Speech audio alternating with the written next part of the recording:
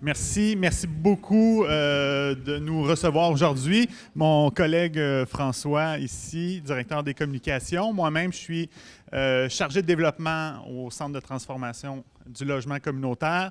Donc, bonjour, chers délégués. Bonjour à tous ceux qui sont en ligne également.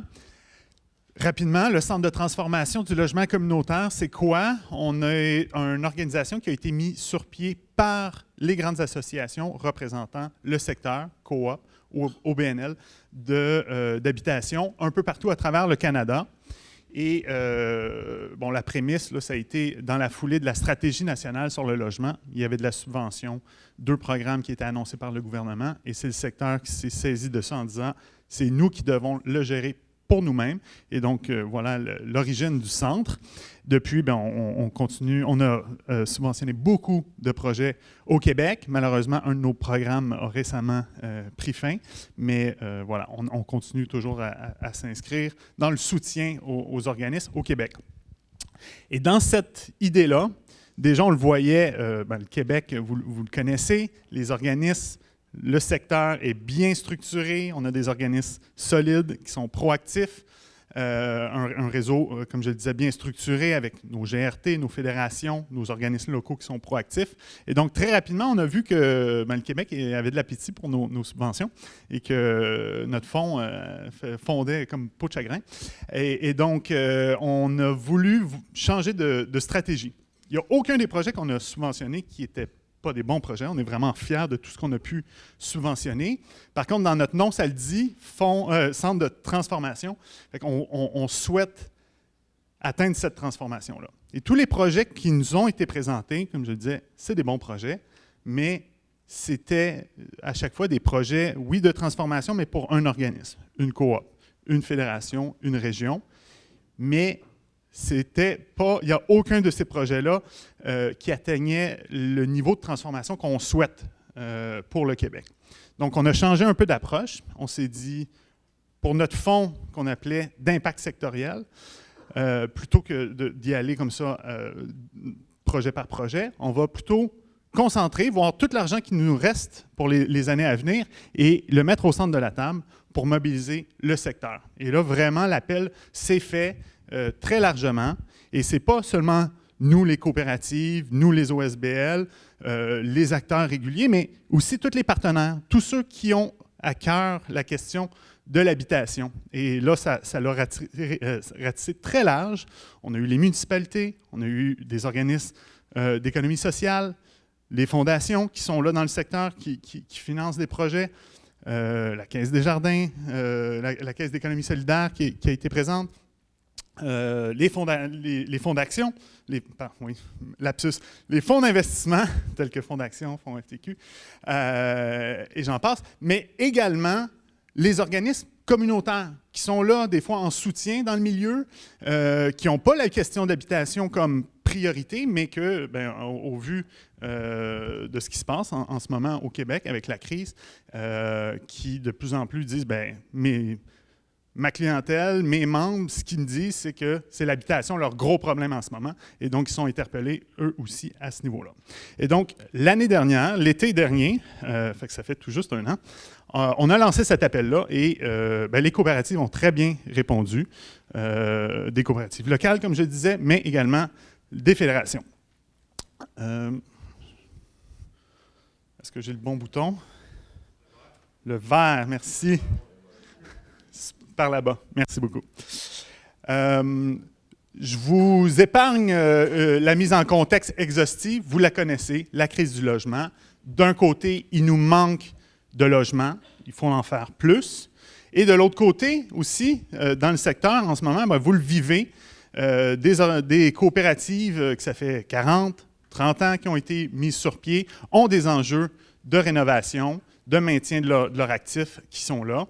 Les défis sont de taille. Moi, personnellement, ça fait à peu près 5 ans que je suis dans le secteur de l'habitation. Et dès que je suis arrivé, j'ai entendu une affaire qu'on appelle la fin des conventions. Bon, Je vois qu'il y en a plusieurs qui connaissent ça ici. Donc, c'est des enjeux. On arrive au bout de notre convention. On se retrouve sans soutien de l'État et avec des difficultés, des restrictions, des fois, des barrières du côté du financement. On va voir les banques puis ils ne comprennent pas notre situation. On a de la difficulté à avoir notre financement, etc. Et là, je dis la fin de convention, mais il y a peut-être aussi des coops ici dans la salle. En tout cas, moi, j'en ai eu des appels de coopératives du Québec et d'ailleurs également qui me disent, ben nous, on est une nouvelle coop, ça fait 5 ans qu'on existe, mais on a besoin de faire des rénovations majeures. C'est impressionnant. Tout ça s'explique par des contraintes, des fois, dans les programmes de subvention. On le sait, les accès logis qui ont de la misère à sortir de la machine. En bout de ligne, ça fait que c'est des projets, des fois, qu'on a dû couper dans le gras, mais couper même dans l'essentiel, puis on se retrouve avec des unités neuves qui sont déficientes, qui n'ont pas un bon niveau qui n'ont pas une qualité, finalement, de produits. Fait que là, on se retrouve avec beaucoup d'enjeux pour ces organismes-là aussi qui sont sous convention. Le constat a été partagé.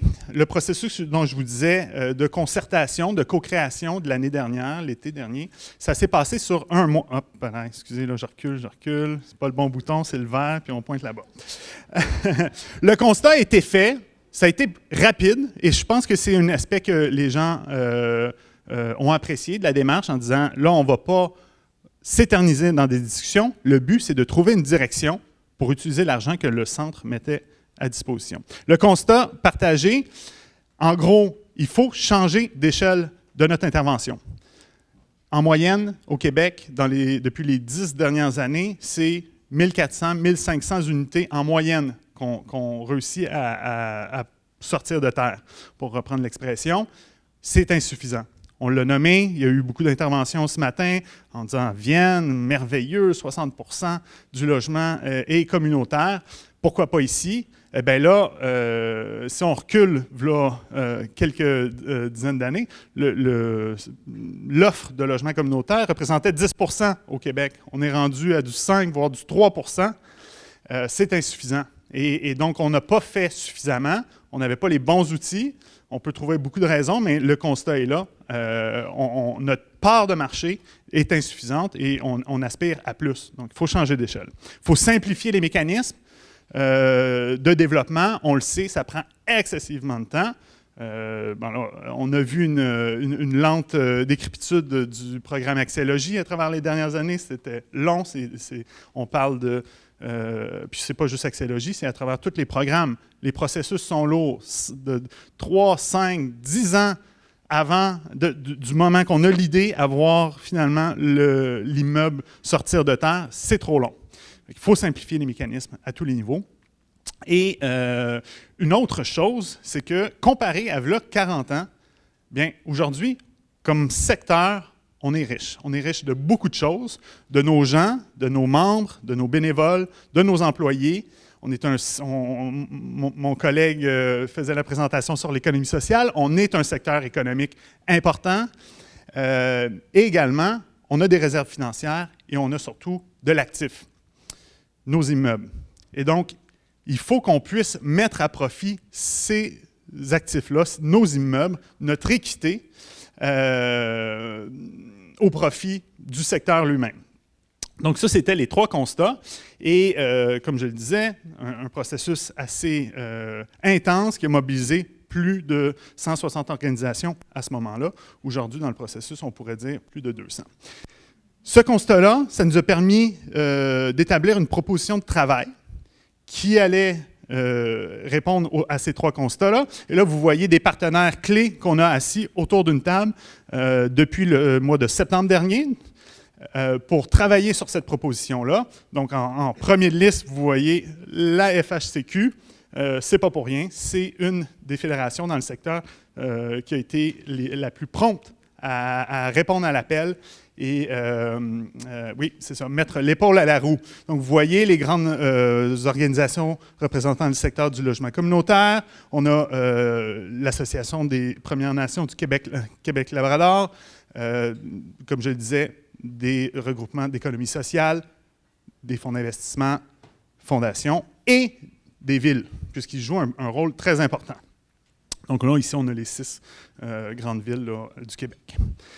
Quelle est cette proposition sur laquelle tous ces partenaires ont travaillé? Je vais vous l'expliquer le plus clairement possible. Là, vous n'avez plus d'excuses, vous avez déjà pris 2-3 cafés, puis vous avez eu une autre présentation sur l'économie sociale, fait qu'on est guiré sur la finance, les hypothèques et tout ça. Allons-y. Donc, ça y va en 4 étapes. En gros, vous voyez, plancher se trouve au milieu de tout ça.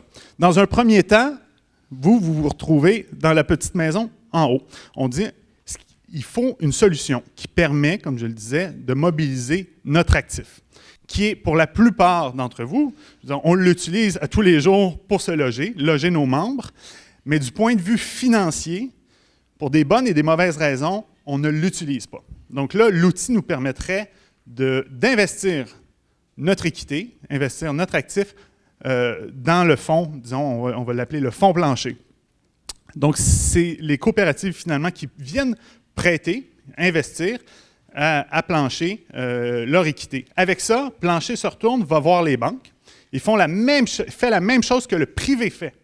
Si j'ai une maison, un immeuble, et que j'ai, bon, évidemment, il y a une part d'hypothèque dessus, mais la balance, la valeur de mon immeuble est plus grande que la valeur de mon hypothèque, et donc j'ai de l'équité. Bien, dans le privé, eux, ils n'attendent pas 3 jours, qu'ils vont aller voir la banque, ils vont emprunter sur leur équité et ils vont faire un nouvel immeuble. Alors, pourquoi on ne le fait pas? Comme je disais, il y a plusieurs raisons. J'en reviendrai sur celle-là. Mais c'est un peu le mécanisme qui serait utilisé ici. Donc, vous prêtez votre équité à Plancher. Plancher se retourne, va voir l'institution financière qui lui permet de générer une marge de crédit, en gros, au bénéfice de Plancher. Et à ça, on rajoute des investissements complémentaires. Fait que c'est le groupe de petits 3 individus qu'on voit. En fait, c'est tous les autres investisseurs. J'ai nommé tout à l'heure les villes. On le sait, qui ont une participation dans tout ça. On leur dit, venez investir l'argent dans Plancher également. Les gouvernements à tous les paliers de gouvernement, ainsi que bon, les fondations, les fonds d'investissement, de mettre tout en commun cet argent-là. Il y a de nombreux bénéfices à ça. De un, juste sur la simplification des mécanismes, on n'est plus dans une approche de un projet par projet qui est extrêmement complexe, parce qu'on le sait, pour le projet, il faut avoir l'autorisation de la ville. Il y a une évaluation qui est faite là. On va aller voir la banque.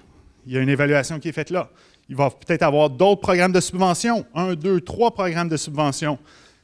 Avoir des autorisations de tous ceux-là, par le temps qu'on a le feu vert, bien, soit le terrain n'est plus disponible, ou les coûts de construction ont augmenté. Et donc, c'est une perte d'argent, non seulement pour notre coopérative, mais pour l'ensemble des joueurs autour de la table. Il y a du monde qui ont mis du temps là-dessus et pour rien, au final. Donc, il faut simplifier le mécanisme. On leur dit, pas de besoin d'analyser le projet. Vous mettez de l'argent dans le fonds Plancher. Tous ces investisseurs-là, par contre, se retrouvent à une table et déterminent une politique d'investissement. Et donc là, on le verra plus tard, mais c'est un outil du secteur, donc à majorité des coopératives et des OBNL, qui se retrouvent à déterminer cette politique d'investissement de pair avec les autres investisseurs. Mais c'est important, c'est un outil du secteur.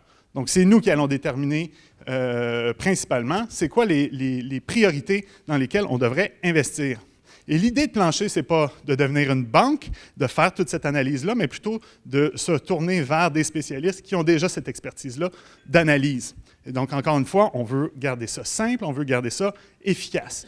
Le groupe de l'équipe d'analystes, elle, ne fait qu'appliquer la politique d'investissement qui est déterminée par les investisseurs. De ça, on déploie une série de produits financiers qui permet 3 choses. De un, faire des rénovations.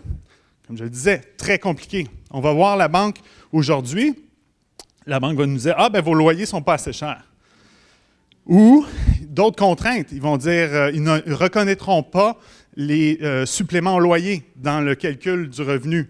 Bien là, c'est comme la grosse majorité de mon revenu, ça. quand la moitié de mes membres sont subventionnés par des PSL. Donc, ces contraintes-là que la banque ne comprend pas, on dit, bien, Plancher, lui, va comprendre. Et non seulement ça, mais pour les groupes, le produit de rénovation est essentiel. Parce que, comme je le disais, la majorité du fonds Plancher est basée sur la valeur des immeubles qui lui prêtent leur équité. Et donc, pour s'assurer que le fonds ne tombe pas, il faut s'assurer que les immeubles sont bien entretenus. Fait qu'il y a un 20 toujours qui serait dédié à la rénovation. Donc, en gros, le groupe est déjà préautorisé sur son financement pour la rénovation en participant au fonds Plancher. Fait que ça, c'est un des gros avantages. Il y en a d'autres pour les immeubles participants. J'y reviendrai. Une autre chose que ça nous permet de faire, la deuxième illustration, c'est peut-être l'hypothèque régulière. Fait que soit je veux acquérir un immeuble, je veux développer un nouvel immeuble, ça va permettre au groupe d'obtenir 100 du financement. C'est une nouvelle coop, j'ai des membres, on est dans un quartier, on veut se faire une coop, on n'a pas d'équité, on n'a pas de mise de fonds à mettre dans patente. Pas grave, Plancher est capable de fournir 100 du financement. Ça, il n'y a pas de programme qui vous permet ça en ce moment. Et une autre chose, et j'y reviendrai également un peu plus tard en détail, mais de faire des moves un petit peu plus, justement, inspirés du privé. Ce qu'on appelle notre fonds de prédéveloppement. Donc, avec ça, ça nous permet d'aller acheter des terrains, voir les opportunités dans notre quartier, les saisir rapidement, même si on n'a pas tout ficelé notre projet à construire, à développer, on saisit l'opportunité et dessus, on est capable de travailler et de créer de la valeur. Je reviendrai un peu plus tard. En gros, on a déployé du financement, des hypothèques, des prêts qu'on a donnés à différents projets. Donc, ces projets-là, le lendemain matin, doivent rembourser capital et intérêt de la même manière qu'ils le font déjà à la banque. Donc, ils renvoient ça à Plancher et Plancher donne un retour aux investisseurs. Donc, les immeubles qui ont participé au jour 1, en prêtant leur équité, reçoivent à la fin de l'année 1 % de rendement sur leur équité. C'est un nouveau revenu. On le sait, le coût de l'immobilier ne cesse d'augmenter. Je ne sais pas c'est quoi la valeur de votre immeuble, mais prenons un exemple fictif. J'ai un immeuble de 10 millions. J'ai une hypothèque encore dessus de 5 millions, ce qui me donne un avoir propre de 5 millions que je décide d'investir, de prêter à Plancher. Donc, à la fin de l'année, 1 % de 5 millions, c'est 50 000 $.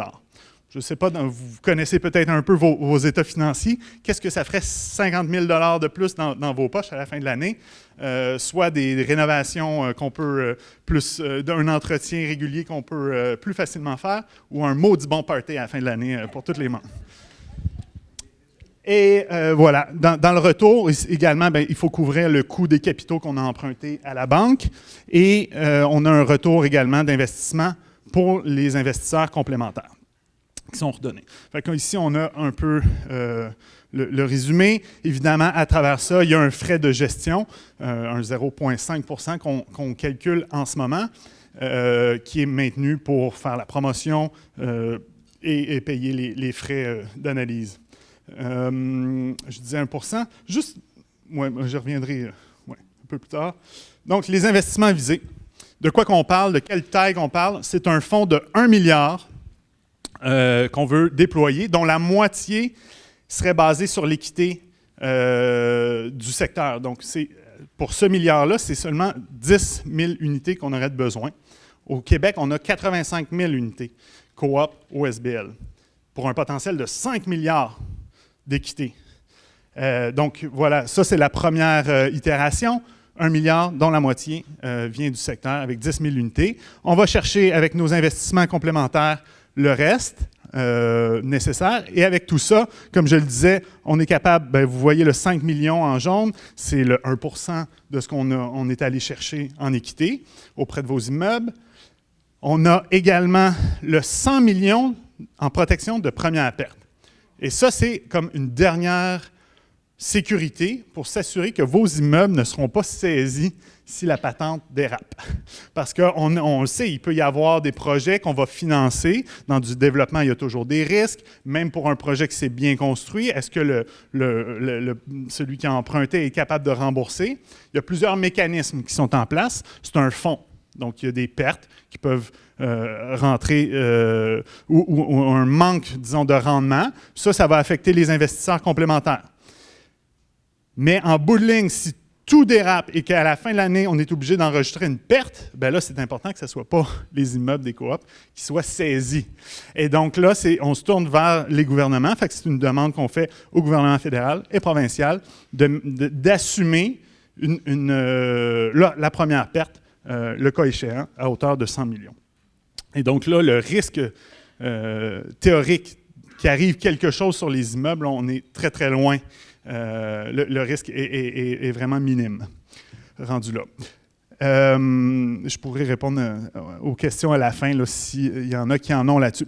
Avec le milliard, on veut déployer 4 produits d'investissement. Je vais vous les présenter par la suite, mais qui couvrent un peu ce que je disais tout à l'heure. Et surtout, un programme de soutien au développement communautaire. Et ça, c'est clé dans l'écosystème en ce moment parce qu'on veut faire un nouveau projet, on se tourne soit vers une firme d'architectes ou vers nos GRT, et bien là, il faut les payer, ces gens-là. Et ça peut être dispendieux et c'est risqué. Et si mon projet ne va pas finalement de l'avant, bien là, c'est ma coop qui a investi 10, 15, 20 000 $ dans cette aventure-là et qui se retrouve... excusez l'expression, le cul à l'eau. Donc, il faut un programme, puis là, on l'envisage comme un programme de prêt pardonnable. Et donc, s'il arrive quelque chose, on ne réussit pas à aller à terme, bien, voilà, on efface cette dette-là, mais ça permet d'engager rapidement notre GRT, nos experts, ou même des fois à l'interne, un chargé de projet qui mène de front ce développement. Je reviens sur les produits financiers. Donc, j'ai parlé du prêt réno. Tous les taux ne sont pas affichés, mais ce que je peux vous dire en ce moment, parce que ce n'est pas juste des bonnes idées, c'est un modèle qui a été testé. On travaille avec des analystes financiers là-dessus et on a pris des chiffres du secteur pour baser l'analyse et les calculs. Donc, le prêt réno, on parle de 3,25 % qu'on serait capable d'offrir aujourd'hui dans les circonstances actuelles. Pourquoi? Bien parce qu'il y a une part des investisseurs complémentaires qui arrivent avec de l'argent, soit en subvention ou à 0 %. On le sait, les villes, les gouvernements. Fait que c'est un peu comme ça que ça se déploie pour l'ensemble des produits financiers. On veut être concurrentiel. On veut que ça soit un mécanisme simple, mais évidemment, il faut qu'à la fin de la journée, les chiffres soient là également. Comme je le disais, fonds d'investissement en équité, fait qu'un groupe qui n'a pas de mise de fonds est capable de venir au fonds et d'obtenir 100 % du montage financier. Une hypothèque plus traditionnelle, si on veut dire, et le fonds de prédéveloppement. Je prends un petit moment pour revenir là-dessus. Qu'est-ce que c'est le fonds de prédéveloppement? C'est l'opportunité que je vous disais, la liberté qu'on pourrait avoir de faire un peu comme le privé qui, quand voit un terrain libre, va sauter dessus. Des fois, ne le développe pas immédiatement, fait juste attendre. Des fois, on prend l'exemple, une station-service qui est fermée. C'est commercial, c'est un terrain qui est contaminé. Si on l'achète demain matin à 5 millions, c'est ce que ça permettrait, là, ce produit-là. On l'achète à 5 millions. On finance la décontamination, ça en coûte peut-être 5 de plus. Fait que là, on se retrouve avec quelque chose qu'on a payé à 10 millions. Mais un terrain décontaminé en vaut plus. Fait que là, on se retrouve avec un terrain qui en vaut peut-être 12 déjà. Fait qu'on vient d'imprimer 2 millions. Et là, avec la ville, on le zone résidentiel. Et là, il y a un gain de valeur également qui est associé à ça. Fait que là, le terrain, à la fin de la journée, en vaut peut-être 15. Fait que là, on vient de s'imprimer 5 millions à travers cette mécanique-là. C'est pas des lubies. Le secteur privé, c'est comme ça qu'ils font leur cash. Il faut que le secteur communautaire, on ait des outils qui nous permettent également de saisir ça. C'est un gros gain de valeur. Évidemment, c'est un produit qui est plus risqué, entre guillemets, mais ça nous le prend. Ça nous le prend pour saisir ces opportunités-là, surtout sur les marchés très actifs, comme dans la grande région métropolitaine, mais pas que, on le sait, avec la pandémie, tout s'est activé, le marché au complet est en surchauffe, fait que ça nous prend ce genre de produit-là. Et je le disais, le programme de soutien en développement communautaire, j'ai déjà expliqué, c'est l'argent de départ qui nous permet justement d'engager quelqu'un et qui va nous donner finalement accès, en montant le projet, aux autres produits de financement. Je pense qu'il y a assez d'informations là-dedans. Fait que votre participation, on revoit la mécanique. Fait qu'on a l'image ici d'un immeuble. On a une part qui est en hypothèque. Il y a une part de la valeur qui est à conserver dans l'immeuble, fait qu'on ne vient pas la toucher. Mais il y a une part qui est vraiment de l'avoir propre, de l'équité qu'on dit dormante, qu'on veut pouvoir utiliser.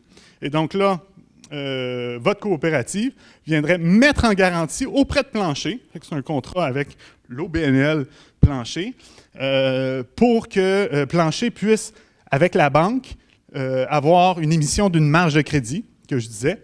Et donc, cette marge de crédit-là est au profit de Plancher, lui permet, avec les investisseurs complémentaires, de générer des prêts, des investissements, que ce soit les rénaux, le développement, l'acquisition.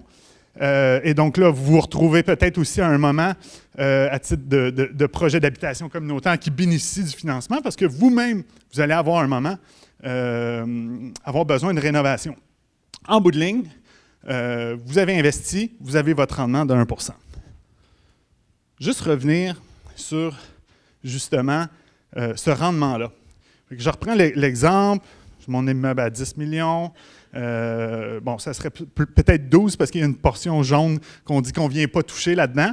En bout de ligne, j'ai 5 millions que j'ai investis en équité dans Plancher. Fait que ça me donne 50 000 $ à la fin de l'année comme rendement de 1 %. Mais là, l'année 2, j'ai besoin de changer mon toit. J'appelle Plancher. Oui, j'ai besoin d'un prêt de 1 million. Mais j'en ai encore 4 qui me génèrent mon 1 %. Fait que je vais me retrouver avec 40 000 $ d'un côté et mon prêt de 1 million, mes intérêts, je disais 3,25, ça fait 32 500 $. Fait qu'en bout de ligne, j'ai presque, c'est comme me dire que j'ai un prêt à taux négatif dans le calcul.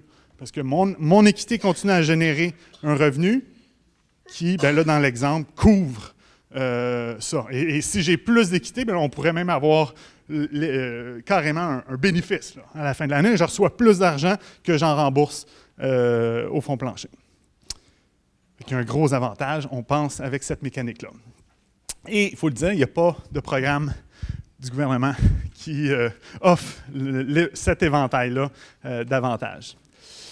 Fait à quoi, qu'est-ce qu'on s'attend de vous? Que vous mettiez en garantie une part de votre actif, vous vous engagez évidemment à avoir cette saine gestion avec les outils qu'on vous offre, mais comme je le disais, c'est la base du fonds, hein, c'est la valeur que votre immeuble a. Fait qu'il y a un incitatif à bien l'entretenir et vous participez bien sûr à la gouvernance du fonds et participez à choisir ses orientations. Fait que les bénéfices, je les ai déjà nommés. Il y a une mécanique qui permet d'assumer la première perte. Fait que là, on n'est pas à dire une coop va prêter à l'autre coop en face, mais si la coop se plante, bien là, tout le reste retombe sur la première coop. Non, c'est une approche en portfolio, c'est un fonds. Et donc, s'il y a une perte, il y a des mécanismes, il y a une gestion qui est faite. Si vraiment il y a une perte qui se génère à la fin, il y a une garantie de première perte qui est assumée par les gouvernements dans ça. Aucun risque tant que votre garantie n'est pas utilisée, entre guillemets. Fait que si au jour 1, on n'a pas tout émis en produits d'investissement, il n'y a pas de risque. Fait que c'est vraiment, on y va au jour le jour selon le niveau d'investissement du côté des sorties, mettons. Vous avez accès aux prêts rénaux et le rendement de 1 %. Fait qu'il y a un peu le calcul ici, je disais le 5 millions avec le 50 000 $, le 1 %. Vous avez tout ça. Il va y avoir, à la sortie, merci à la FHCQ, ils ont imprimé des copies de cette présentation-là, fait que vous pourrez y revenir. Je voyais des gens, « Oh, ça va trop vite! » Désolé, j'ai été... Là, je comprends comment le clicker il avance, là, fait que... Puis je veux garder du temps pour les questions surtout, fait que permettez-moi, c'est ça, excusez-moi si je vais un peu vite. En gros, où est-ce qu'on est rendu avec ça? Je vous le disais, l'année dernière, ça nous a permis de tracer l'orientation. Depuis septembre dernier, on a travaillé avec nos partenaires clés, dont la Fédération. Aujourd'hui, où est-ce qu'on en est? On a des chiffres, c'est testé. On est dans cette représentation-là. On souhaite que tous les partenaires prennent le prochain pas, qui est celui d'investir. Il y a plusieurs choses qu'on vient demandé à ce moment-là. Évidemment, pour les investisseurs, fondations, fonds d'investissement, c'est de prendre le pas et d'y investir leur argent. Du côté des gouvernements, j'ai fait mention des conventions. La majorité de notre équité collective au Québec est présentement sous convention. Et donc, ça ne nous permet pas de faire ça. Ça ne nous permettrait pas demain matin d'aller investir dans le plancher. Que ce soit du côté de la SCHL ou de la SHQ. Les deux types, les types de conventions qu'on a nous empêchent de faire ça. Fait que c'est une des demandes qu'on a au cœur de la démarche, c'est de dire au gouvernement, oui, investissez dans le fonds, il y a une part de responsabilité là-dedans. Oui, assumez la première perte, ça, on veut une garantie de ce côté-là, mais c'est aussi, venez modifier, permettez-nous d'investir puis de mettre à profit notre actif.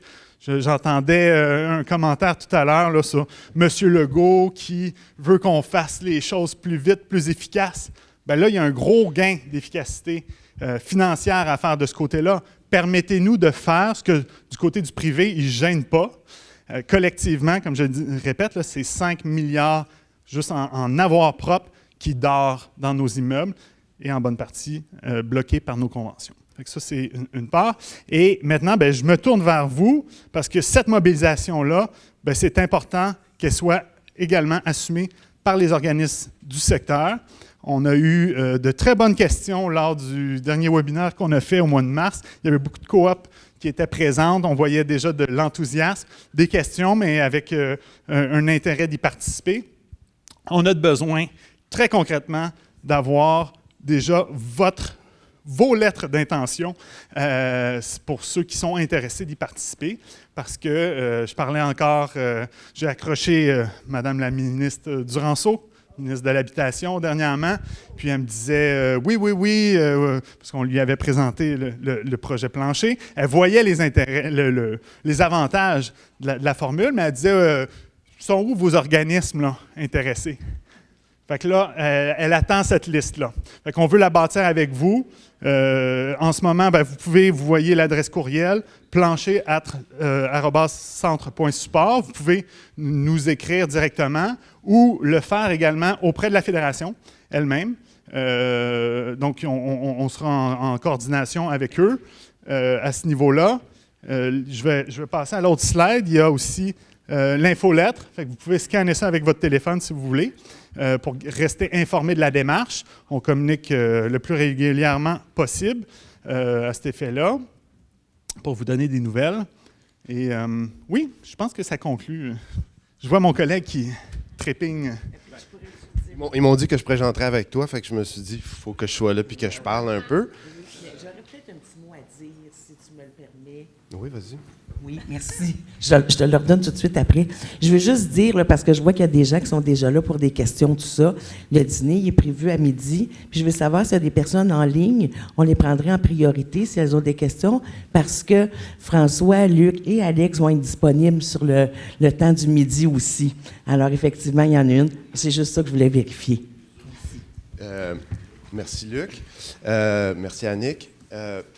Il y a beaucoup d'affaires qui ont été présentées aujourd'hui. C'est beaucoup à digérer. On le comprend très bien. Vous avez accès à la présentation qu'on a faite le 15 mars dernier en ligne sur notre site web si ça vous tente de vous recasser les dents là-dessus.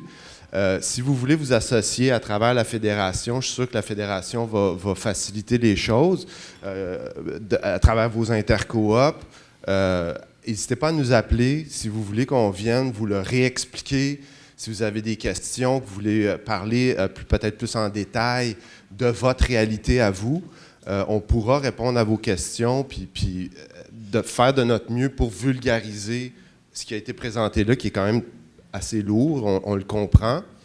Je pense que ce qu'il faut retenir de ça, c'est qu'on a la capacité de se regrouper pour être aussi agile que le privé, pour sortir des immeubles, des unités du marché spéculatif, puis changer la donne au Québec. Plus de coop, plus de gens mieux logés, plus d'OBNL. Et ça, c'est en notre pouvoir avec un risque minime parce qu'on se met ensemble. Je te vois, t'es pas sûr, minime, mais le risque est minime. je veux dire, les gouvernements ne laisseront pas les coops dans lesquels ils ont investi disparaître. Ah bon? Ça, puis ce qui est intéressant aussi avec notre projet, c'est que on change le rapport de force avec les gouvernements, les banques. On n'a jamais le gros bout du bâton dans les discussions, sauf que là, maintenant, si on décide d'être propositionnel, on n'est plus des acteurs individuels qui viennent quêter du cash. Ce qu'on fait, c'est qu'on leur dit on est des partenaires crédibles qui valent des milliards, qui sont capables de créer des projets pour faire changer les choses. Voici ce que j'offre, viens parler avec moi. Quand on va se présenter dans des banques avec ce projet-là, on ne va pas passer par le courtier du premier comptoir. C'est le directeur de la banque qui va nous accueillir, qui va nous servir un café, puis qui va demander « Qu'est-ce que je peux faire pour tes 9 milliards de dollars? » Fait que ça, c'est super important, je pense, à conserver. L'union qu'on essaie de créer ici a une force dynamique très, très, très, très, très grande qui va faciliter la vie des coops qui ont un poids énorme à tous les jours dans leur gestion. Vous êtes probablement la plupart dans vos CA.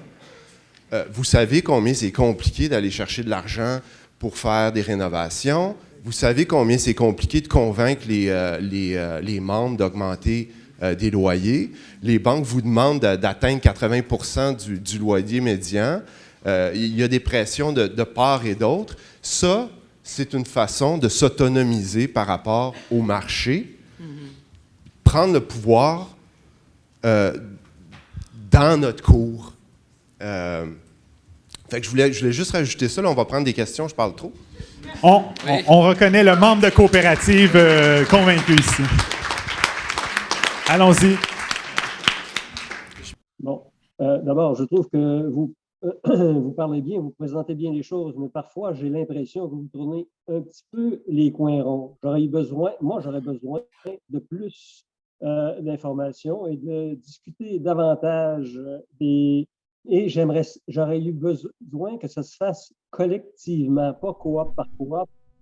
J'aurais aimé que la fédération, mais peut-être que j'ai manqué quelque chose, mais j'aurais aimé que la fédération tienne plus qu'un atelier d'une demi-heure sur cette question-là, mais sollicite l'avis et l'autorisation des coopératives d'habitation avant d'embarquer dans un tel projet. Ça, c'est un. Deux, pourquoi il existe au Québec un fonds québécois d'habitation communautaire où les banques sont représentées, les municipalités sont représentées, les fédérations sont représentées, les OSBL, les coopératives sont représentées, l'ensemble des acteurs du logement communautaire sont représentés. Pourquoi ne pas utiliser cet outil québécois-là plutôt que d'utiliser un outil pan-canadien qui fondera, oui, selon ma compréhension, l'ensemble des équités québécoises dans le tout Canada. Moi, je ne suis pas intéressé à aider au développement des coopératives de la Colombie-Britannique ou en tout cas au sauvetage des coopératives de la Colombie-Britannique. C'est les coopératives québécoises qui m'intéressent. Alors, je privilégierais fortement la création d'un organisme québécois pour un projet semblable. Autre chose, vous avez parlé, puis le représentant de la FHCQ a mentionné également que ce serait bien facile avec le plancher pour réaliser des projets. Mais en même temps, vous dites que c'est les institutions financières et l'ensemble des partenaires qui seront les lignes de conduite qu'appliqueront les analystes du projet plancher. Autrement dit, on va remplacer les analystes de la Ville de Montréal, par exemple, pour la Ville de Montréal, ou les analystes du gouvernement du Québec, par des organismes de plancher qui vont gérer des critères qu'auront élaboré les institutions financières. Alors, les institutions financières pourront toujours élaborer les critères du 80 dont parlait le gars de la FHCC, puis vous l'appliquerez. Je trouve que dans des exemples comme ça, vous tournez le coin un peu rond pour rendre votre projet plus attrayant. Il y a des choses attrayantes dans votre projet, mais moi, en tout cas, il y a des bémols. Et il y a une chose dont vous n'avez pas parlé, c'est les loyers. Les programmes du gouvernement du Québec et du gouvernement du Canada visaient, ils ont manqué le shot à la fin, là, mais visaient des loyers plus qu'abordables, plus que ce qu'on appelle le loyer abordable maintenant. Mais à qui seront destinés les logements des loyers planchers? Vous allez chercher 100% du besoin d'argent pour la réalisation du projet, mais 100% du besoin d'argent de réalisation du projet, avec les coûts de construction qu'on connaît aujourd'hui. Pensez-vous que c'est la clientèle actuelle des coopératives d'habitation qui pourrait se payer ces logements-là? Quelle clientèle visez-vous? Bon, je vais essayer de répondre à toutes les questions. Ça se peut que j'en échappe une au passage. Je suis tout à fait d'accord avec vous. Un fonds québécois pour le Québec. C'est peut-être mon erreur dans ma présentation, mais cette initiative est 100% Québec. Donc ça, c'est important de le dire. C'est Québec pour le Québec. Deuxièmement, le fonds, si je ne me trompe pas, que vous aviez mentionné, qui existe déjà, mais là, on a un bémol là-dessus, le Fonds québécois de l'habitation, ou Fonds... oui, c'est ça, Fonds québécois de l'habitation communautaire, si je ne me trompe pas, sur le nom. Ce fonds qui a été mis sur pied et payé par, entre autres, les coopératives à travers Accès Logis. On a cotisé à ce fonds-là pendant combien d'années?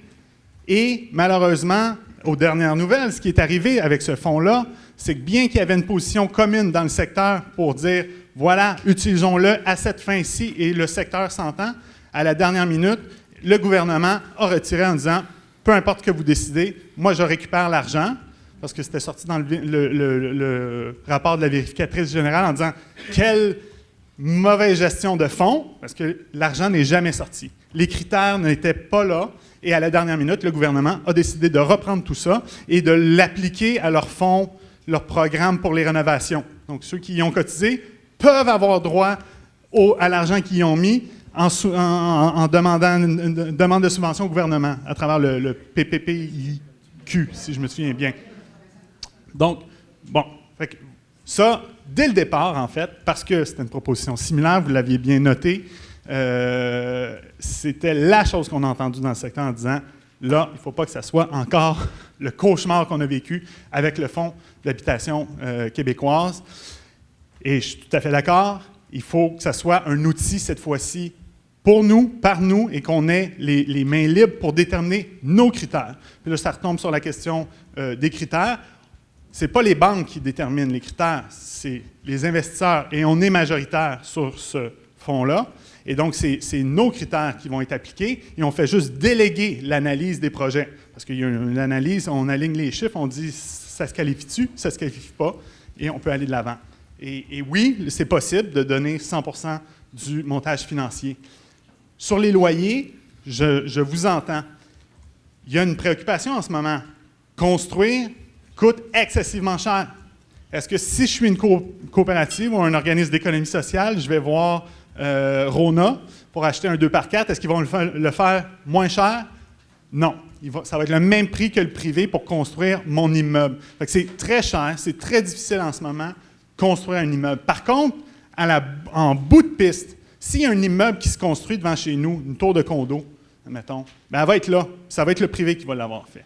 Là, on a un outil qui nous permet, pour de la nouvelle construction encore, d'engager le développement et de s'assurer que ce soit nous, les coops, et les OSBL, le logement communautaire, qui en demeure propriétaire, et pas pour 20 ans, pas pour 25 ans, à jamais, pour toujours, de façon pérenne. Et ça, c'est important parce qu'on a démontré, historiquement, les chiffres sont là, on n'a pas cette même propension à monter nos loyers que le privé, parce que ce n'est pas la part du gain qu'on recherche. Et donc, l'abordabilité, on est capable comme secteur de l'assurer à moyen et long terme. Vous le soulignez, un très bon point. Est-ce qu'on peut, dès maintenant, demain matin, faire l'abordabilité? Bien, ce n'est pas de notre ressort. Malheureusement, on ne peut pas déployer, on ne gère pas le revenu des individus. Mais comme secteur immobilier, disons, ce qu'on peut mettre, c'est à profit, comme mon collègue le disait, nos équités dans un outil qu'on contrôle qui va favoriser la croissance de notre secteur. Et c'est un secteur, qu'on le sait, qui est abordable de façon pérenne. Donc, au niveau de la construction, très dur d'obtenir des bons loyers, mais c'est pas grave, on met le chantier de l'avant et là, on se tourne vers les gouvernements. Puis on dit, bien, regardez de l'autre côté, là, par votre fenêtre, il y a un immeuble qui est en train de se construire. Quel niveau d'abordabilité vous voulez voir? À quel niveau d'abordabilité vous êtes engagé comme municipalité, comme gouvernement à donner? Donc, les programmes, ils existent. PSL, est-ce que c'est une subvention directe qu'ils vont venir mettre pour baisser le loyer au jour 1?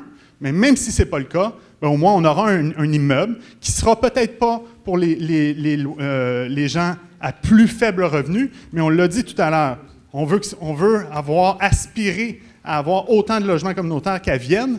Bien, à Vienne, il n'y a pas 60 % de gens à faible revenu. Il y a des avocats, il y a des médecins, il y a tout ce que vous voulez qui vivent dans ces logements-là, et c'est une solution viable pour eux. Mais on doit augmenter cette offre-là générale et s'assurer qu'il y a un parc subventionné pour les gens qui en ont besoin. Sévigné, coopérative Le Peuplier de Pointe-Saint-Charles. Bon, évidemment, j'aurais beaucoup de questions à poser, mais évidemment, je vais laisser aussi le temps et la chance aux autres de le faire. Simplement pour dire en introduction que à l'époque du début de la fédération, il y a une quarantaine d'années, déjà, on se posait la question à savoir comment on pourrait faire contribuer le capital collectif qu'on a commencé à créer pour, effectivement, stimuler le mouvement coopératif de l'époque. Donc, c'est pas d'aujourd'hui, d'une certaine façon, que ça se pose. Pierre-Alain Cottenoir me disait qu'en 1989, au conseil d'administration, il avait mis sur pied un conseil de développement où cette question-là de l'investissement collectif était présente. Et donc, ça veut dire que ça fait partie, en fait, des préoccupations, je pense, de plusieurs des membres de coopératives, de comment contribuer à l'impact, en fait, du mouvement coopératif dans la société. J'avoue que, bon, j'ai parlé avec votre collègue un peu en dehors et puis plusieurs questions que je lui ai posées. Mais par contre, il y en a un certain nombre, finalement, qui devraient être élucidés d'une certaine façon. Et je pense qu'il y a quelqu'un, le premier intervenant ce matin, qui a soulevé la question la question du loyer, en fait, de l'abordabilité, en fait, du loyer. Bon, dans votre réponse, vous vous êtes retiré un petit peu en disant, nous autres, bon, ça, évidemment, c'est un enjeu politique, hein, la question du loyer. Et votre collègue, ce matin, à une de mes questions, me disait, nous, on ne fait pas de la politique. Mais en même temps, je pourrais répéter un vieux slogan qu'on connaît dans le milieu militant depuis des dizaines d'années. Si on ne s'occupe pas de politique, la politique va s'occuper de nous autres. Donc, ça veut dire que je pense que dans un premier temps, le projet, en fait, la présentation était bien articulée, est intéressante, effectivement, de baser sur l'équité des coopératives pour aller chercher, en fait, des fonds pour produire des nouvelles coopératives. Mais je pense qu'effectivement, la question des loyers doit être, moi, je pense, doit faire partie de votre réflexion, mais comme il s'agit vraiment d'un dossier politique, il doit faire partie de la réflexion des membres de la Fédération et de l'ensemble des intervenants. Moi, je pense que si on laisse aller ce dossier politique, je pense qu'on va manquer notre coup. Et donc, j'invite évidemment notre prochain conseil d'administration à la Fédération de prendre en main, finalement, aussi une partie de cette réflexion-là, parce que ce n'est pas juste le fait que le projet plancher peut rencontrer des coopératives individuellement. Moi, je pense qu'il y a un aspect collectif à l'intérieur de ça. Ce n'est pas juste un choix de ma coopérative qui va dire « oui, on va en profiter parce qu'on va pouvoir faire des rénovations », mais il me semble que la question collective du mouvement des coopératives a à faire là-dedans, et je pense que c'est une responsabilité au moins du prochain conseil d'administration là-dessus. Avant de terminer, la seule question que je voulais poser, il y en a d'autres. Comme le projet est mis, en fait, sur, je dirais, en fait, les activités du marché, en fait, ce qu'on appelle, je vais regarder dans mes notes, là, ce qu'on appelle la valeur marchande, en fait. Et donc, la valeur marchande qui est souvent déterminée par la spéculation qui se passe dans la société, les grands promoteurs immobiliers, etc. Donc, on en a des impacts dans nos quartiers avec les augmentations d'évaluation municipale, entre autres. Et je me demande, donc il y a une sorte de financiarisation qui s'est faite depuis nombre d'années et qui fait augmenter les coûts d'habitabilité, du logement, des matériaux, etc., etc. La question que j'aimerais vous poser, puis je pense que vous devriez réfléchir là-dessus, comme on cherche à avoir des loyers qui sont les meilleurs possibles, finalement, puis en fait, faire progresser le mouvement, est-ce qu'il n'y aura pas une réflexion à faire à l'intérieur de votre organisme plancher, à savoir comment est-ce qu'on peut contribuer à la non-financiarisation du logement par nos interventions? Je pense que c'est une question, intéressante et importante, à mon avis, et qui pourrait nous donner des outils pour agir, puis pour, je dirais, mettons, s'assurer que la question de l'abordabilité, question politique, qu'on puisse arriver avec des résultats, à un moment donné, intéressants à ce niveau-là. Il y a plein d'autres questions autour, j'en ai posé à votre collègue ce matin, mais je pense que de ne pas jouer, autrement dit, on joue avec les outils du privé, mais est-ce qu'on peut, certains effets des outils du privé, est-ce qu'on peut être capable de les minimiser au maximum pour en faire profiter les membres des futures coopératives et de celles existantes aujourd'hui? Merci. Est-ce que je réponds? Oui, dans ce micro aussi. Merci beaucoup pour le commentaire et la question. Effectivement, il y a quelque chose de politique là-dedans. Hein? C'est une question qui impacte énormément non seulement notre vie, mais celle de notre entourage, de notre communauté, la question de l'abordabilité.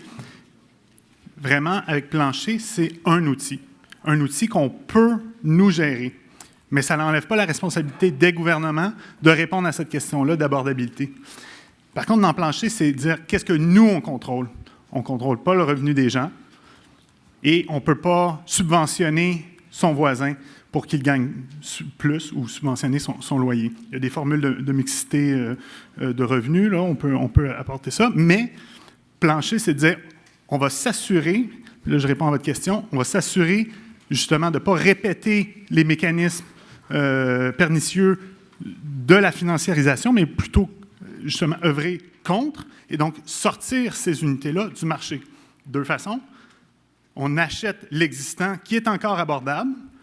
Donc ça, il y a des marchés dans le marché privé qui demeurent encore abordables parce que les propriétaires n'ont pas nécessairement haussé les loyers ou les locataires ont défendu leur abordabilité à travers le temps, exercé leurs droits.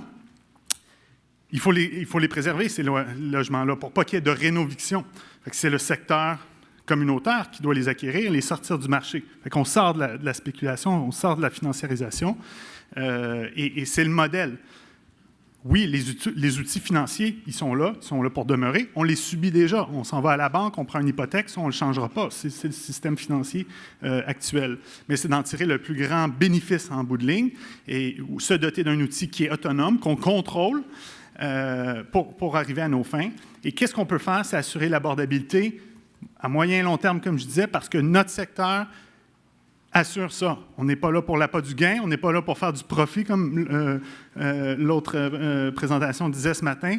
On est là, oui, pour dégager des excédents et les remettre en profit du développement du secteur à but non lucratif et coopératif.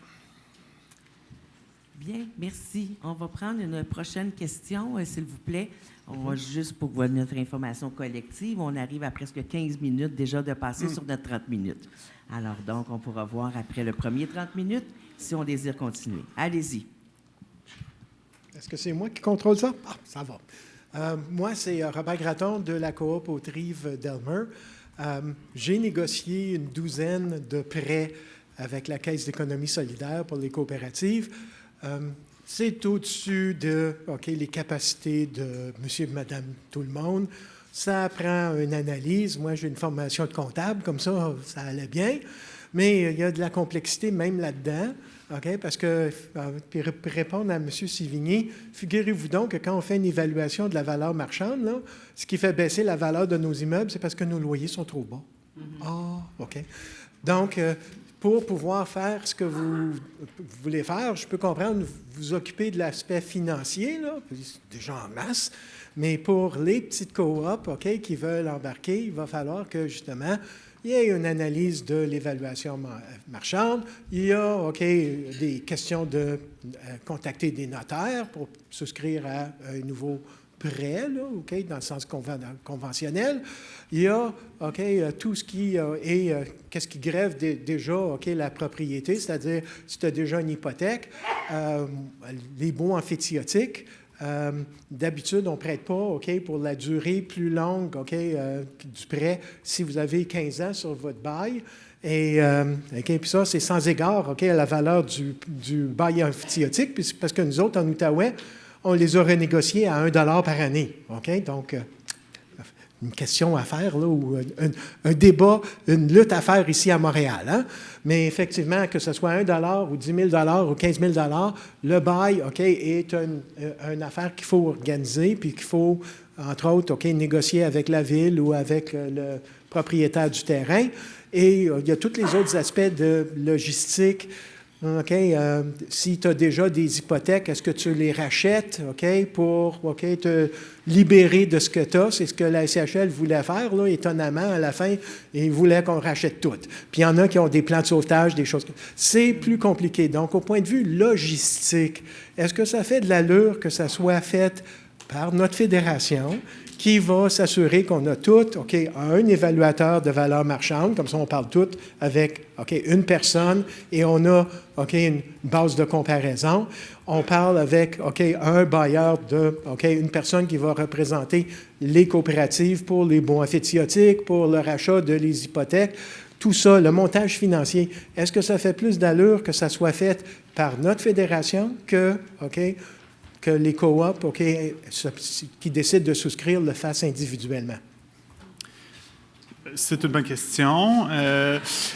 Les prêts, en ce moment, ils sont faits par coop. Hein. La banque elle va signer avec votre coop. En ce moment, le refinancement, ça se fait individuellement. Je pense effectivement que la fédération a un rôle intéressant à jouer dans la mise sur pied de plancher, mais également par la suite. Je faisais référence à la politique d'investissement à déterminer. Bien, c'est quoi qu'on s'assure comme critères, comme les projets qui vont bénéficier du financement, là, c'est quoi? Est-ce qu'ils doivent être membres d'une fédération? Il y a probablement une nécessité d'avoir une certaine formation, un encadrement pour s'assurer que le modèle coopératif est répliqué d'une bonne manière. Fait que ça, c'est une réflexion à avoir, à amener dans la gouvernance de plancher. La fédération y est déjà participante. Les coopératives qui souhaitent y souscrire également, y participer, y seraient présents. Mais je pense que dans vos instances, il y a l'espace pour une telle réflexion. Sur les restrictions, le bail amphithéotique, il y a des enjeux, vous disiez, là, sur la durée du bail, tout ça, mais en soi, ça ne limiterait pas la participation d'une coop qui a un bail, fait que ça, il pourrait participer à plancher. Et s'il y a une hypothèque, bien là, il n'y aurait pas d'obligation de briser son hypothèque avec la banque pour venir dans plancher. Plancher, s'il y a un prêt à émettre pour un organisme, ça viendrait, comme le prêt Réno, là, dans ce cas-ci, là, c'est pas mal à ça qu'on fait référence, viendrait en deuxième rang dans ce cas-là. Ça a été assez court comme réponse. On va garder ça comme ça. Je vais aller voir la personne complètement au bout. Merci. Allez-y. Bonjour, mon nom c'est Ali Jaidi de la coopérative Tiotiaki. Ma première question, est-ce qu'on a le droit comme coopérative de vous donner notre hypothèque parce qu'on a un contrat d'exploitation? Est-ce que la SHQ nous permet de faire ça veut dire de donner notre hypothèque pour pour vous négocier les prêts? Et aussi, est-ce que le plancher aussi, c'est pour la création des coopératives? Est-ce que c'est oui ou non? C'est juste pour développer ma question aussi. Oui. Alors, si c'est oui, est-ce que là, vous êtes en train de jouer comme concurrent pour la SHQ? Et la SHQ, quand il finance les nouveaux coopératives, il y a une partie de la subvention. Et c'est là, avec cette subvention, c'est là où il y a l'abordable, parce que ça coûte moins cher pour la coop. Comment vous voyez, si vous financez les nouveaux coop, comment on peut avoir une coopérative abordable qui va prendre en considération le loyer médian et peut couvrir toute leur exploitation. Et en plus, ils doivent avoir un excédent pour faire des réserves. Alors, parce qu'une coop sans réserve, ce n'est pas une coop. C'est fini pour eux. Merci beaucoup. OK. Je vais essayer de répondre rapidement. Sur les conventions, je l'ai mentionné tout à l'heure. À l'heure actuelle, la réponse est non. Ça ne vous permet pas d'y accéder. Par contre, on souhaite savoir qui est intéressé par ça, parce qu'on dit le gros du potentiel de notre équité, actif, collectif, est bloqué par les conventions, ce qui pose des problèmes à certains d'entre vous qui souhaitez faire des rénovations. Vous ne pouvez pas aller à la banque en ce moment, vous allez voir la SHQ, c'est compliqué. Il y en a qui disent non merci SHQ, ça ne me tente même plus de faire affaire avec vous. Je dis SHQ, mais des fois c'est la SHL aussi. Donc il y a cette pression-là qu'on doit mettre, une démonstration que le secteur dit, puis c'est pas nouveau, là. Moi, dès mon entrée dans le secteur, c'était de dire, nos conventions, c'est problématique, il faut qu'on ait de la flexibilité à ce niveau-là. Donc là, il y a un outil, il y a une raison, c'est encadré, c'est moins risqué, on vient mettre des balises qui fait en sorte que, collectivement, on peut s'engager là-dedans, on peut avoir du financement, refinancement, sans mettre à risque nos immeubles. Fait que ça, il y a une démonstration à faire collectivement en ce moment. Là. Comme je vous le disais, là, c'est vrai, la ministre m'a dit « Envoyez-moi votre liste de groupes qui sont intéressés pour qu'on regarde c'est quoi l'impact. » Ils doivent faire ce travail-là eux-mêmes de leur côté, voir c'est quoi les impacts si on modifie la convention. Mais c'est une pression qu'on doit mettre en ce moment. Développement, est-ce que c'est une compétition? Bien non, ce n'est pas une compétition avec la SHQ. On leur demande de participer dans le montage financier de cet outil-là. Et 1 milliard, ça paraît gros, là, mais en immobilier, c'est en gros, si on met 100% du milliard en construction, on parle de 3600 unités. C'est largement insuffisant. Il y a plus à faire. Ça revient au gouvernement. Fait qu'on n'est pas là pour se substituer, loin de là. Et d'autant plus là, avec la question de l'abordabilité. Il y a un rôle qui va toujours demeurer. Ce n'est pas juste aujourd'hui, c'est à long terme sur la subvention, sur les PSL, le programme de supplément au loyer ou d'autres formules, mais il y a un rôle. Oui. Bonjour, mon nom c'est Jean-Luc Raymond de la coopérative La Jurande à Montréal. Je me demandais, le projet est super intéressant de mettre en commun les équités, mais pour protéger ces équités-là qui sont mises en commun, vous parliez d'une garantie de 100 millions en première perte qui serait livrée par le gouvernement. Je voudrais savoir, est-ce que c'est un engagement déjà acquis, cette garantie-là gouvernementale, ou c'est à venir? Non, la pression est à mettre. Donc, au gouvernement, tant fédéral que provincial, il y a 3 demandes en ce moment. C'est d'investir. On demande 175 millions pour le 5 ans que le milliard prendrait à déployer là, pour la mise en place. Fait que 175 millions. La moitié du 100 millions de première perte aussi à s'engager. Ça, c'est de l'argent qu'ils gardent dans leur poche, mais qui disent si jamais il y a une perte, bien, c'est nous qui allons l'assumer, qui allons l'éponger. Fait que ça, c'est l'autre demande. Puis la troisième, bien, c'est au niveau des conventions.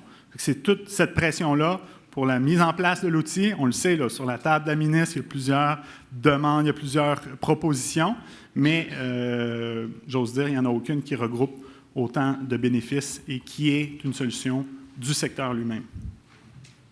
Merci. Oui, je vais y aller avec vous. Martin Dion, de la coopérative Saint-Augustin. Je suis trésorier, donc je vais faire ça short.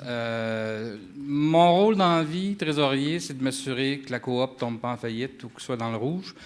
Et évidemment, à veiller à ce que ça génère des surplus et non des profits. On va surveiller le langage. J'adore votre projet. C'est un vent de fraîcheur. J'achète. Il n'est pas toujours très clair. Je vous avoue, on a été bombardé d'informations, puis trop d'informations tue l'information. J'ai des petites questions pour vous. Ce qui m'intéresse, moi, vous avez 5 programmes. Il y en a 3 qui m'intéressent, le prêt réno, le fonds d'investissement en équité et l'hypothèque.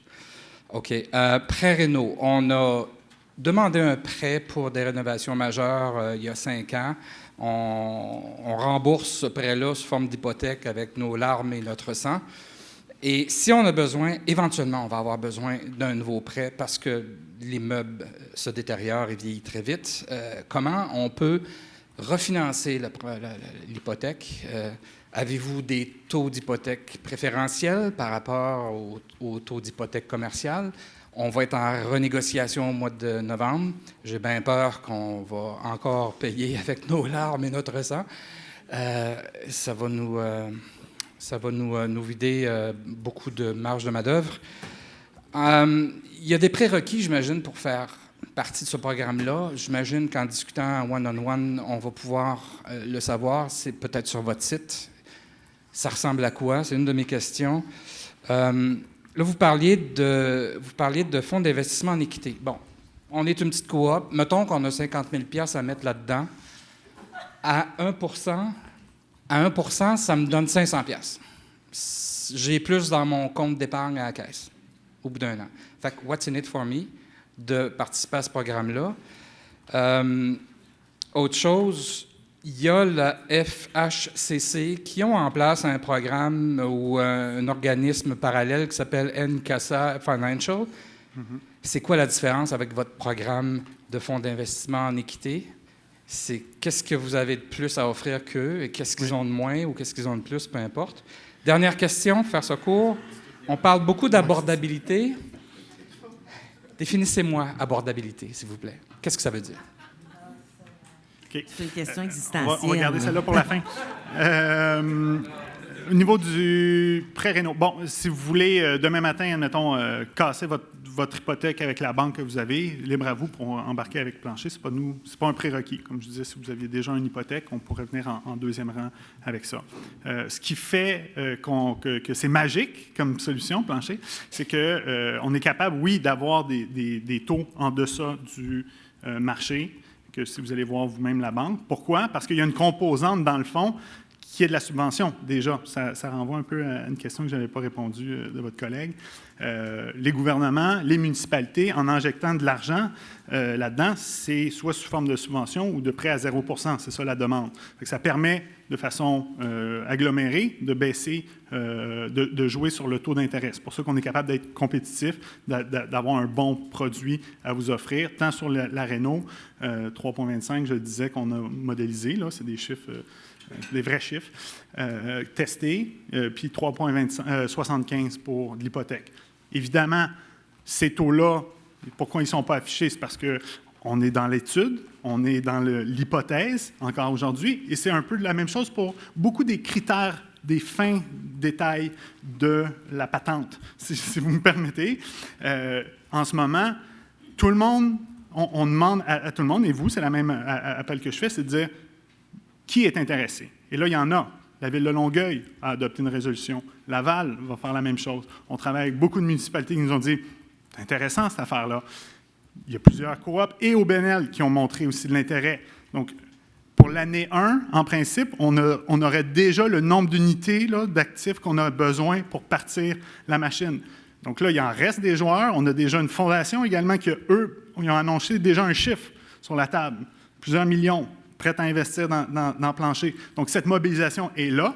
Je ne l'ai pas dit tout à l'heure, mais on veut que ça soit d'ici la fin de l'année qu'on mette ça sur pied. Mais il y a une pression à monter et les deux joueurs, vous le voyez bien, c'est le fédéral, provincial qu'il faut convaincre aussi avec ça. Peut-être une dernière réponse, là. Incasa, c'est une solution intéressante, effectivement, qui s'offre plus pour le reste du Canada. Eux, c'est beaucoup les réserves financières. Ça inclut le Québec. Si vous pouvez participer là, il y a un moyen de faire fructifier ces avoirs. C'est sur les réserves financières et non l'actif. Et non votre immeuble. C'est vraiment l'argent que vous avez dans votre banque, c'est cash. Mais là, eux, ils vous offrent de l'investir puis de vous offrir plus que votre compte épargne. Ça, c'est eux qui font.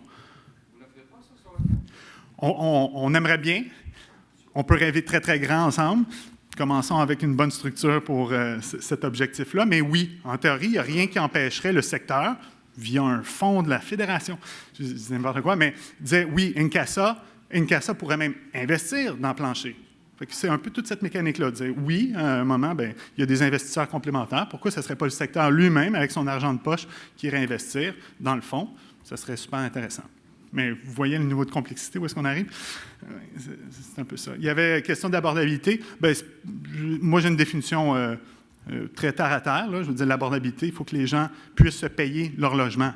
Mais comme je le disais, nous, comme secteur, on ne peut pas assumer ça tout seul. On peut avoir des solutions innovantes, mais par contre, on devrait assurer que dans les générations futures, il y a une abordabilité. Donc, si on achète un immeuble aujourd'hui ou qu'on le construit qui n'est pas abordable, mais on le sait qu'on n'aura pas la pression d'augmenter les loyers, mais dans 5, 10, 15 ans, il va être non seulement abordable, mais très abordable comparé au reste du marché. On le sait, vos propres loyers le démontrent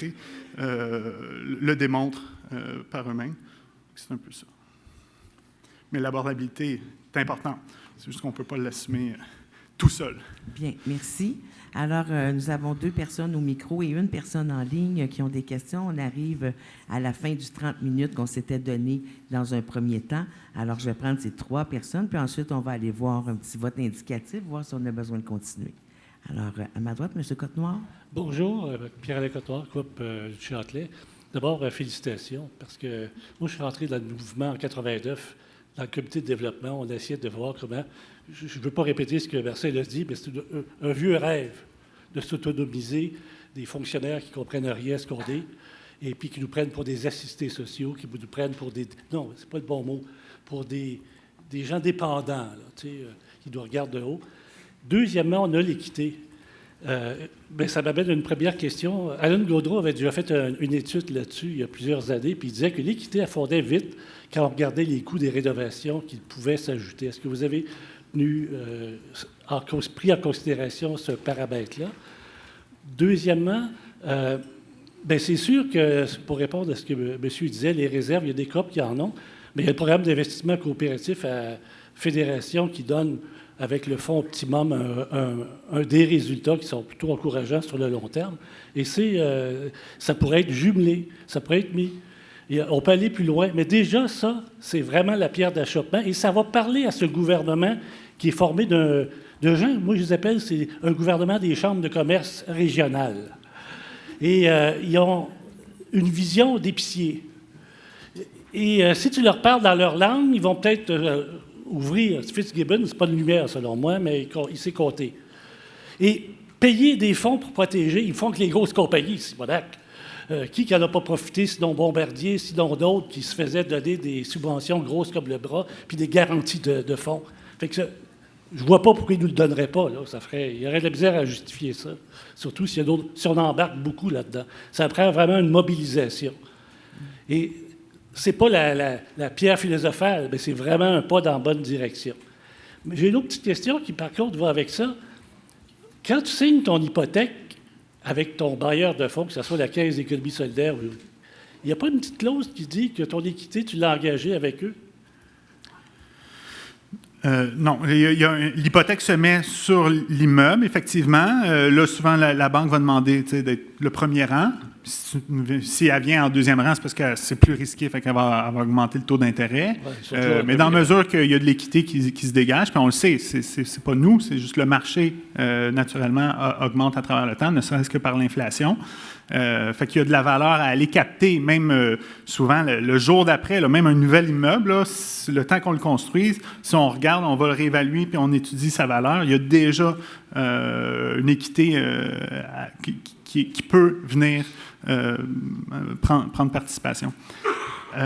Sur l'enjeu des rénovations, comment ça vient jouer sur l'équité, bien là, effectivement, ça renvoie un peu aux obligations qu'on disait. Oui, vous prenez part à la gouvernance, oui, vous mettez votre immeuble en garantie, mais il faut bien l'entretenir. Donc ça, dès le départ, il y a une évaluation qui est faite pour l'immeuble, puis là, il y aurait un engagement de produire un bilan de santé, s'assurer que les rénovations sont faites, mais également, ça sert du côté du fonds de prévoir, bien là, il faut que j'aie de l'argent comme fonds pour couvrir les rénovations des membres participants. Fait que ça, c'est pris en considération.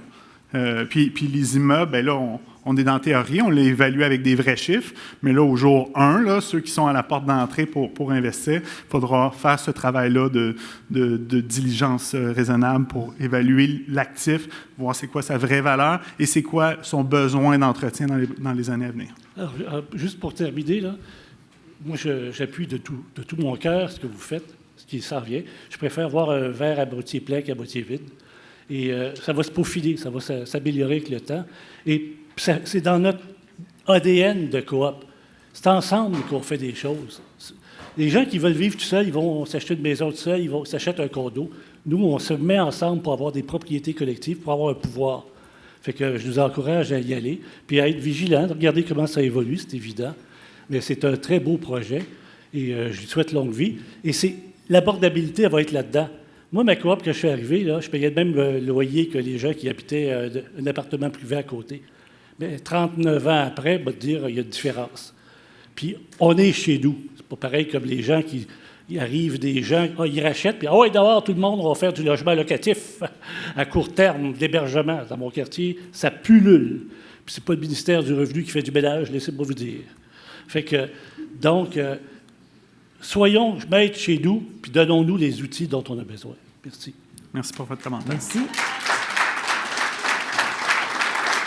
Une dernière question, matin? Oui, alors on a une question en ligne. Bonjour tout le monde, est-ce que vous m'entendez? Oui. Excellent. En fait, j'avais une question et un commentaire, mais la question, elle avait été déjà posée par mon prédécesseur tantôt. Donc, j'irai avec mon commentaire. Je voulais simplement vous dire bravo, merci pour ce brillant exposé. Et je voudrais simplement renchérir sur ce que vous aviez dit tantôt en lien avec le programme de décontamination des sols. Moi, je travaille pour la ville de Montréal. Je suis commissaire au développement économique. Et je vous dirais qu'il y a pratiquement 3 programmes qui peuvent intéresser en fait les gens ici dans la salle. Nous avons par exemple le programme de décontamination, c'est le programme de réhabilitation des terrains contaminés. Lui, il est à l'échelle de l'agglomération. Ce programme vise carrément à financer le développement en fait ou la décontamination de terrains dont le développement économique, tant économique, résidentiel, commercial ou institutionnel, est actuellement limité par la contamination du sol. Vous avez le projet de décontamination des sols, c'est-à-dire le programme de décontamination des sols de l'Est de Montréal, qui est un programme qui est assez généreux. Et vous avez aussi le programme bâtiment industriel durable. Au niveau provincial, que ce soit provincial et fédéral, il y en a aussi. Quand je prends le ministère de l'Environnement, on a le programme Climat-Sol, où au niveau du MEIE, ils ont la mesure de la décontamination et valorisation des terrains contaminés. Donc, pour finir, je dirais qu'en regard de l'exposé qui a été fait ici aujourd'hui, c'est une invite que je lance aux membres, c'est de saisir cette opportunité-là, plutôt que d'être des commentateurs, que nous soyons maintenant des acteurs, parce qu'on connaît la crise que nous avons actuellement en termes de logement. Donc, c'est ce que je voulais vous dire et je vous remercie. Merci pour le commentaire. Si je peux me permettre, ça amène quelque chose d'autre en perspective que je veux vous partager également, un avantage supplémentaire de plancher, mais on a évoqué d'autres programmes. Bon, là, c'était pour la décontamination, mais pour des programmes de construction même. SCHL, SHQ, il y en a d'autres qui existent également. La Fédération canadienne des municipalités en a un. Il y en a d'autres qui existent. Mais comme je le disais tout à l'heure dans la présentation, c'est long, c'est laborieux, obtenir toutes ces approbations-là. Nous, avec Plancher, c'est des discussions qu'on a en cours en ce moment. C'est de dire, oui, on va avoir un programme autonome qui donne 100% du financement. Mais si pour un autre programme, il y a justement des critères, disons, sur l'efficacité énergétique, eux, c'est ça qu'ils financent, mais ça bonifierait le projet, bien là, on veut faire une entente avec ces programmes-là pour qu'il y ait la même et une seule évaluation qui permette de qualifier le projet sur tous les programmes correspondants. Fait que oui, vous vous qualifiez selon les critères planchers, mais en plus, vous vous qualifiez sur l'efficacité énergétique. Merveilleux, une seule évaluation, vous avez une réponse unique qui vous donne tout le package. Ça, c'est l'autre, on est encore dans la simplification. Prochaine question. Allez-y. Bonjour, je m'appelle Abdoulaye Baldé de la coopérative Village Cloverdale. J'ai une seule question rapide. Est-ce que vous avez fait une étude chiffrée et comparative entre les deux scénarios, le scénario plancher et le scénario SHQ ou d'autres, si ça existe, pour les différents produits que vous offrez? Parce que, à mon avis, cela permettra aux coopératives d'identifier la pertinence d'aller pour un scénario plutôt qu'un autre. C'est tout. Merci beaucoup. Merci. Merci. D'un côté, pour le travail qu'on a fait, bien ça, c'est justement l'argent que le Centre a mis à la disposition de cette démarche-là de concertation, de co-construction. On travaille avec des experts, donc on a des experts analystes qui ont l'habitude de mettre sur pied des fonds d'investissement. Donc, ils sont habitués d'analyser les chiffres. Fait que ça, on a les chiffres. Ça, c'est un peu ce que je vous ai présenté, ou du moins ce que j'ai nommé, parce que tous les chiffres n'étaient pas là, pour garder ça simple. Si on est dans le comparatif, bien, on le sait, là, ce que Axélogie ou les autres programmes, ils font comme résultat. Je le disais, en moyenne, on était dans l'ordre de 1400, 1500 unités de moyenne par année de construction. Mais je retiens l'idée, par contre, effectivement, lorsqu'on sera au moment du déploiement, peut-être pour outiller les groupes, vraiment avoir une espèce de présentation comparative. C'est intéressant. Merci. Donc, personne au micro? Merci beaucoup de votre attention. Merci de vos questions, de votre accueil. Très apprécié.